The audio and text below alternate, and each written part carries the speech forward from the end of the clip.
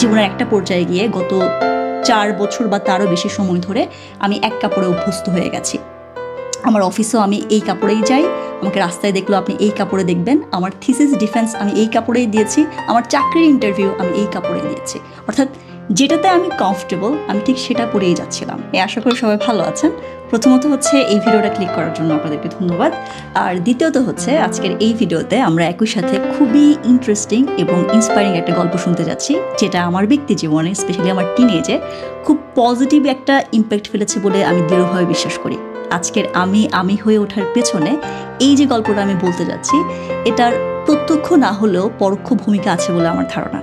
যখনকার কথা বলছি তখন আমি মাত্র স্কুলে পড়ি, এসএসসি পরীক্ষা দিব এরকম একটা সময় খুব সম্ভবত, এবং খুব স্বাভাবিকভাবেই আমরা পরীক্ষার আগে একটু বেশি অন্যান্য বই পড়ার চেষ্টা করি।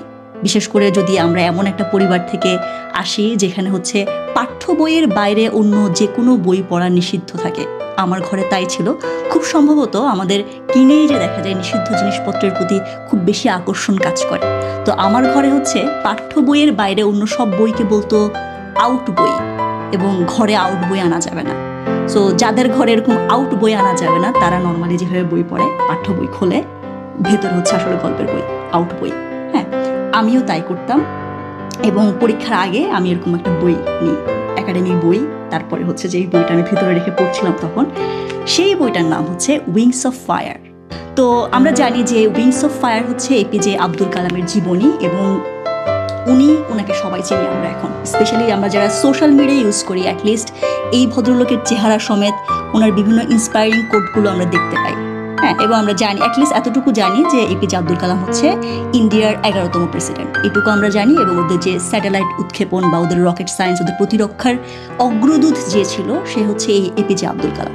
এবং এই বইটাতে ওনার একদম ছোটবেলা থেকে অবশ্যই অটোবায়োগ্রাফি সব কিছু হচ্ছে আস্তে আস্তে করে দেখানো হয়। এবং যেই জায়গাটায় গিয়ে, মানে যেই জায়গাটার জন্য এই বইটা আমার খুবই পছন্দের, অনেক কারণে পছন্দ, কিন্তু ওই স্পেসিফিক জায়গাটা ছিল তখন যখন ওনাদের SLV-3, যেটা 1980 সালের ঘটনা, যখন প্রথমবারের মতো ওনাদের স্যাটেলাইট উৎক্ষেপণ যখন সফল হয়, তখনকার সময়, মানে অনেক উত্থান পতনের পরে 1 বছর আগে ওনারা চেষ্টা করেছিল, ফেল, তারপরে আবার চেষ্টা করে, তখন মাত্র SLV-3 যখন হচ্ছে লঞ্চ করে খুব সাকসেসফুলি, তখন ইন্দিরা গান্ধী ওনাকে ইনভাইটেশন পাঠায় এপিজে আব্দুল কালামকে। এবং খুব স্বল্প সময়ের মধ্যে উনি থাকে মুম্বাইতে, এবং সেখান থেকে হচ্ছে ইমিডিয়েট ওনাকে ফ্লাইট ধরে হচ্ছে দিল্লি যেতে হবে, এরকম একটা সিচুয়েশন। এবং আমরা সবাই জানি যে এপিজে আব্দুল কালাম খুব সাদা সিধা একজন মানুষ ছিল, চাল চলনে বিশেষ করে। এবং উনি ফতুয়া টাইপ জামা পরতেন সবসময়, এবং অফিসেও উনি স্লিপার পরে যেতেন।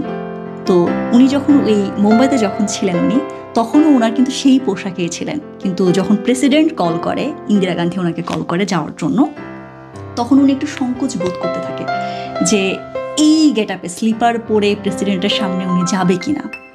তো তখন উনি ওনার এই সংকোচটা, ওনার যে প্রফেসর ছিল, প্রফেসর ধাওয়ান, আমার এখনও নামটা মনে আছে, প্রফেসর ধাওয়ানকে উনি এই সংকোচটা প্রকাশ করে যে আমার মনে হয় না যে এই গেটআপে আমি প্রেসিডেন্টের সামনে যেতে পারি। আর ঠিক ওই মুহূর্তে প্রফেসর ধাওয়ান ওনাকে যে কথাটা বলে, অবশ্যই উনি আশ্বস্ত করে যে কাপড় চোপড় নিয়ে তোমার চিন্তা করতে হবে না, কিন্তু উনি একদম ডিরেক্ট যে কোটটা উনি ব্যবহার করেছে, আমার সবসময় এই কোটটা মনে থাকে। কোটটা ছিল এরকম যে you are beautifully clothed in your success. আমি আবার বলছি, you are beautifully clothed in your success. সেই টিনেজের আমি, বাচ্চা আমি, হ্যাঁ, তখনই আমার মাথায় আসছে আমরা যদি এমন একটা জায়গায় যেতে পারি, আমার নিজেরই মনে হচ্ছিল যে আমি যদি এমন একটা জায়গায় যাই যেখানে মানুষজন আমার জামা কাপড়, চেহারা, কোনো কিছু নিয়ে আর কথা বলবে না। হ্যাঁ, আমার ব্রেন, আমার সাকসেস যদি আমাকে ওই জায়গায় নিয়ে যায় যেখানে সবাই কেবল আমার কাজ নিয়ে কথা বলবে, তাহলে ব্যাপারটা কত ইন্টারেস্টিং হবে। এই যে একটা ব্যাপার যে তখন আমাকে নাড়া দিয়েছিল যে you are beautifully clothed in your success, ওইটা মনে হয় আমার সাবকনশিয়াস মাইন্ড বহন করে আসছিল। এবং জীবনের একটা পর্যায়ে গিয়ে গত 4 বছর বা তারও বেশি সময় ধরে আমি এক কাপড়ে অভ্যস্ত হয়ে গেছি। আমার অফিসেও আমি এই কাপড়েই যাই, আমাকে রাস্তায় দেখলেও আপনি এই কাপড়ে দেখবেন। আমার থিসিস ডিফেন্স আমি এই কাপড়েই দিয়েছি, আমার চাকরির ইন্টারভিউ আমি এই কাপড়েই দিয়েছি। অর্থাৎ যেটাতে আমি কমফোর্টেবল আমি ঠিক সেটা পরেই যাচ্ছিলাম।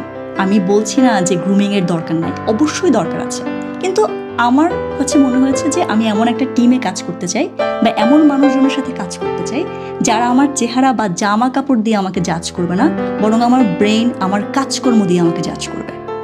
এই ব্যাপারটা আমি সবসময় চাই।